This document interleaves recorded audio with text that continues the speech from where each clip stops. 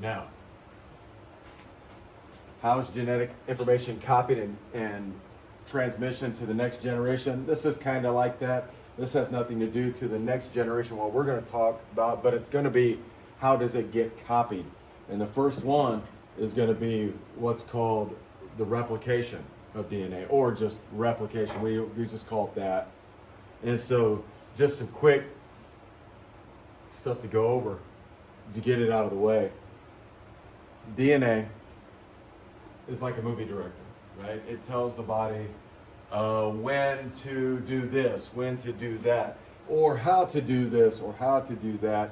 And it codes for our traits, and not only directs our activity, but it codes for the traits. And so it's very, very, very, very important that it has absolutely no mistakes. So you got this guy down here who's like, no mistakes, no mistakes. So this process we're getting ready to talk about, it can't have many mistakes. It's not perfect. It has mistakes. Right? It's not perfect, but it's got to be as close to perfect as it can get. Okay, so no mistakes. So DNA is precious. Without the DNA, there's no life. Remember, if it's a living thing on the planet, it's got DNA of some sort. It doesn't matter what it is. Now, the process of replication in the nucleus. Okay, that's where it's at. And what it's going to do is it's going to take 3 billion base pairs and copy them. And it does it roughly, well, this should be 8 to 9 hours. Not minutes, 8 to 9 hours. I got to fix that. And that may seem like a lot of time because, I mean, if you, from the time you're here at school to the time you step foot at home, if you don't have any practices, that's roughly about 8 hours. Your DNA is going to replicate in that amount of time. And you may think, well, that takes a long time. But you got to remember the amount of base pairs that this has got to go through and copy. Remember, a base pair is your adenine and thymine joined together, or your cytosine and guanine joined together. That's what you might see it, BP base pairs, BP base pairs. And so they need to be copied, and it takes roughly 8 hours to do it, 8, 9. You see all kinds of things. Okay? And over here, when does it happen? Well, it happens in interphase of the cell cycle. And so if I take the cell cycle and I bring it up here, and so you'll know if you start right here and you go all the way around and you stop here, that's interphase, right? And then you got pro, meta, ana, telo, and then cytokinesis is that wicked step sister. But you'll notice then this interphase has 3 steps, G1, S, G2. And so when you start here, you have 1 cell. Okay, and it's going to be a kind of a small cell, but by the time you get to here, it's going to end up with 2 bigger cells or 2 smaller cells even there. Now, think about this. How many chromosomes in the human genome? So any cell is going to have how many chromosomes if you're a human? 46. So when you start here, you have 46. When you get here, you have 46. But when you get here, you have 92.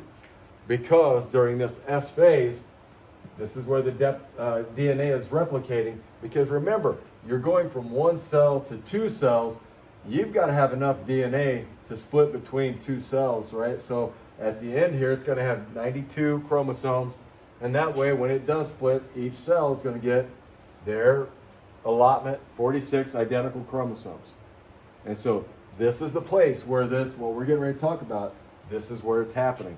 So you know it's in the nucleus, you know when, and we've kind of got you set up here now. Any questions? Okay. Now that you know that, let me see how I want to proceed.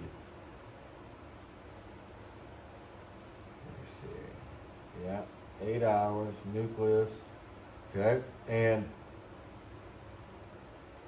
that's kind of what when you see it, we're going to look at it. Here's your DNA strand. It's going to be ripped open. Here's the old strand. Here's the old strand. And you see it's going to make new strands. I've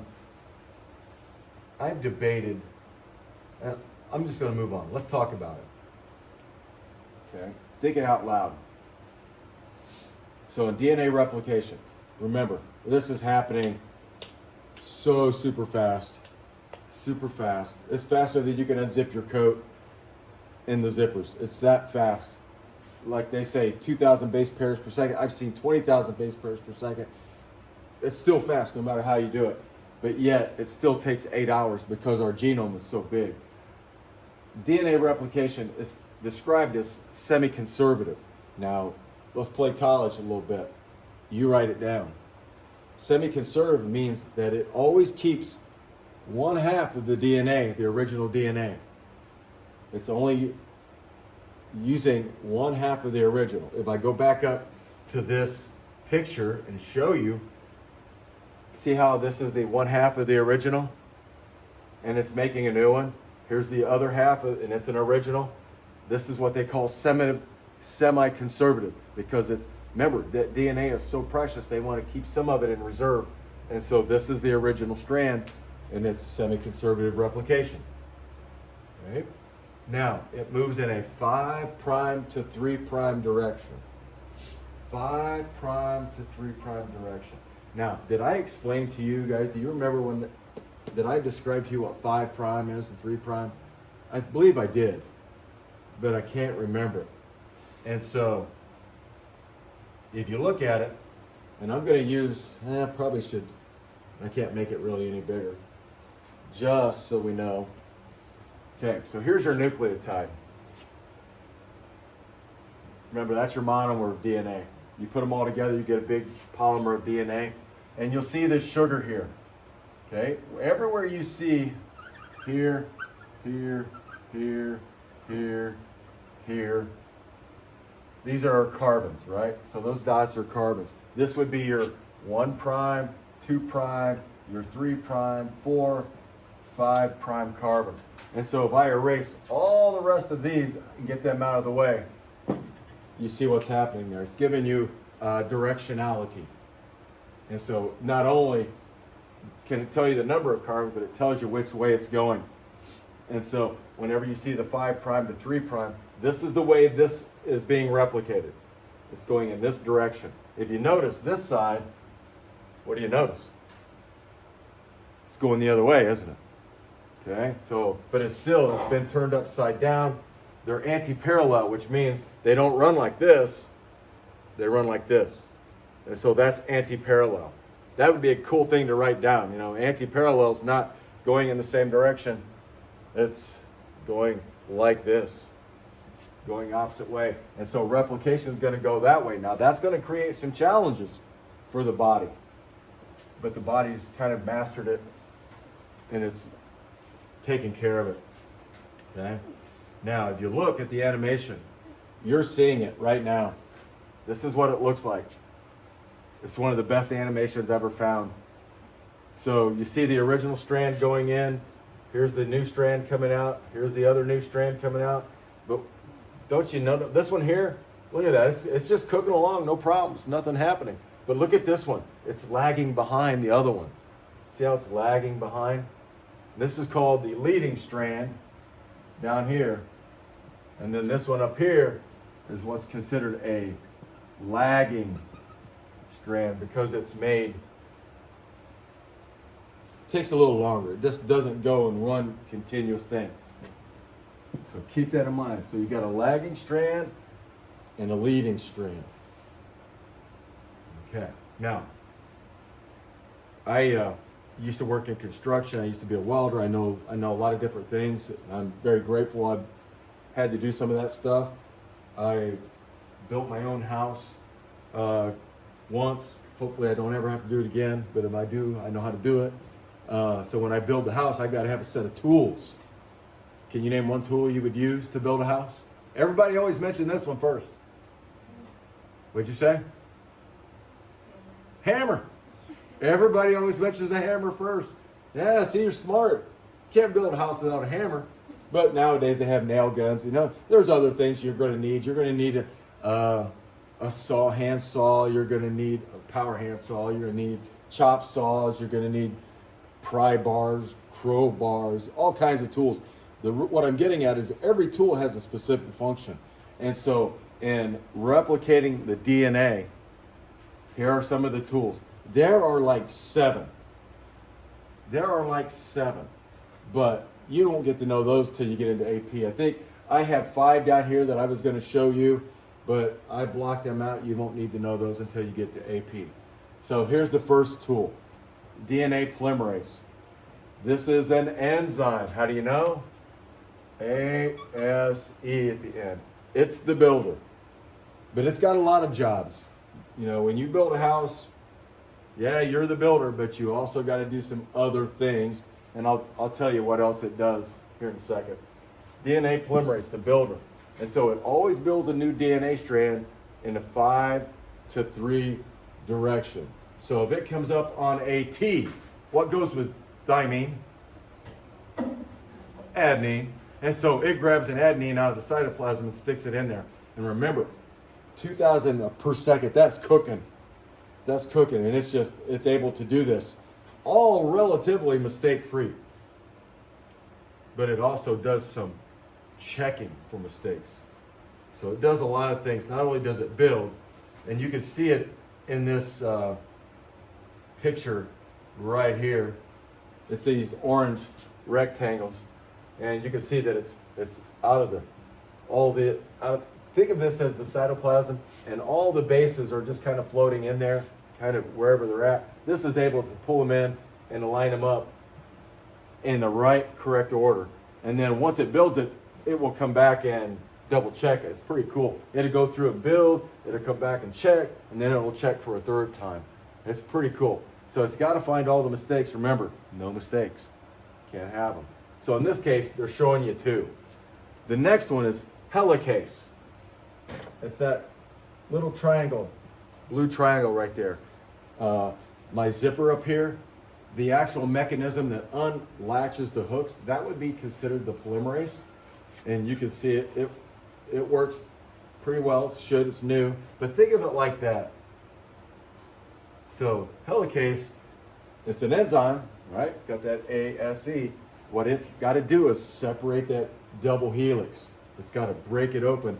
And remember, these aren't very strong bonds. These are like really weak bonds. You wouldn't want really strong bonds there because they couldn't be broken. You couldn't replicate your DNA. Or if you could, it would be very, very difficult and very slow. Life would cease. Okay? And then another one you need to know is ligase. Ligase is the gluer. And ligase, let's see, I can't remember. Ligase, I don't have a picture of that one. But yeah, I do, right here. Ligase. Ligase is, consider it the gluer. And so when DNA replication is making this lagging strand, it can only lay little bits in, where this one can just go one right after the other. This one can only lay little bits at a time. And there's always a little space in between. And so when it fills it in, ligase comes in and actually glues it together. And so it'll go here, here, it's here. Next time it's going to go here. Probably behind that one it'll go. And again, happening so fast, 2,000 times base pairs a second. But ligase is the gluer. Okay, now I want you to realize just what a miracle this is. We don't have to think about it. We don't have to think about it. If this stopped, I mean, you're not going to grow, you're not going to heal, you're not going to replace cells, and it is almost mistake-free.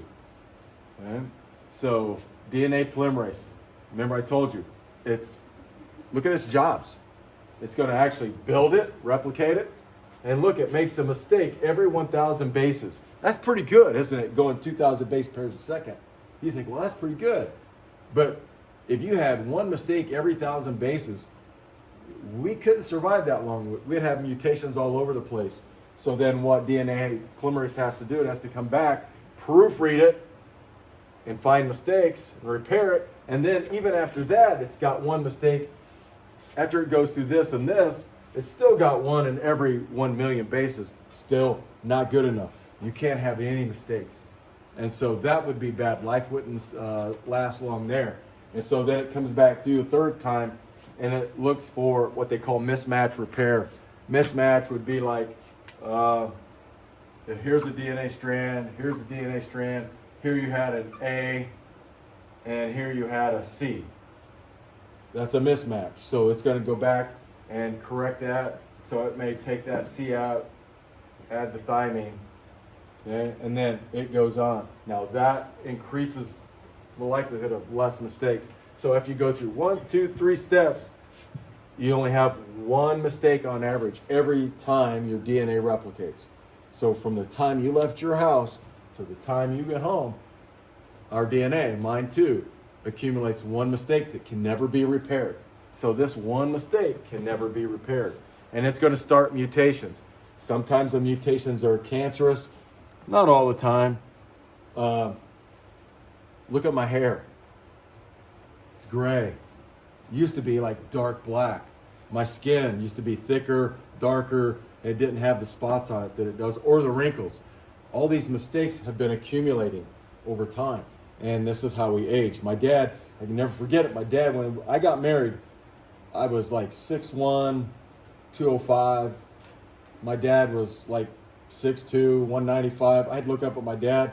My dad is now 5'10", and he weighs about 140. And he has a hard time walking, right? He's older than me. The mistakes have accumulated more. His body has not been able to repair them as fast. And it's all going to happen to us. You guys are aging, whether you like it or not.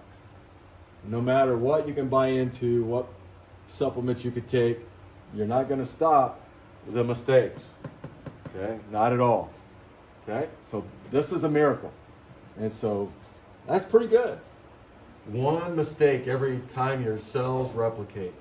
So that's what? Three mistakes every day? You can see that even that accumulates. Okay. Last thing.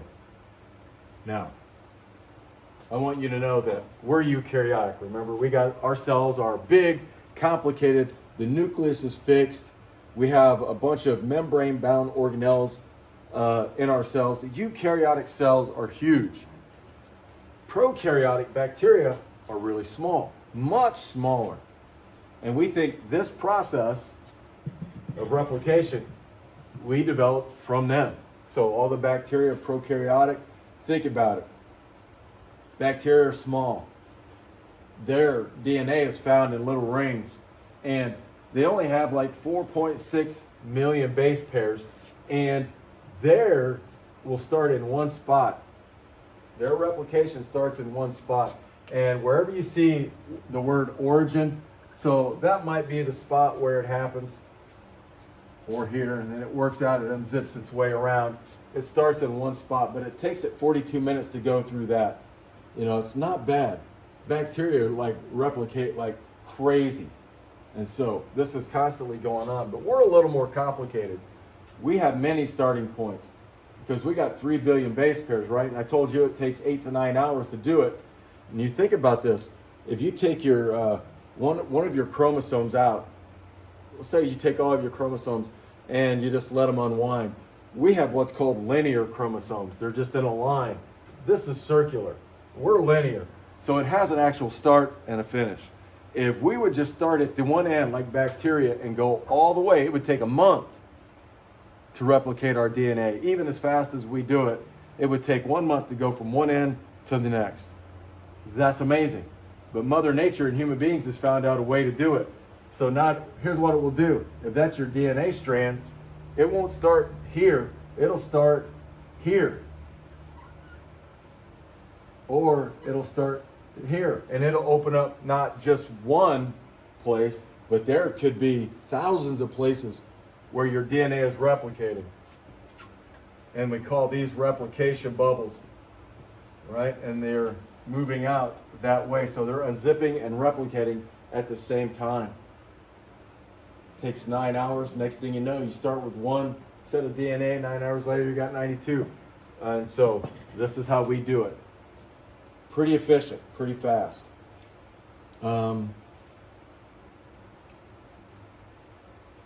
600 times more DNA than bacteria. Pretty cool. Okay, any questions for me? Kind of a long, complicated one. The rest won't be quite so long and complicated. Okay.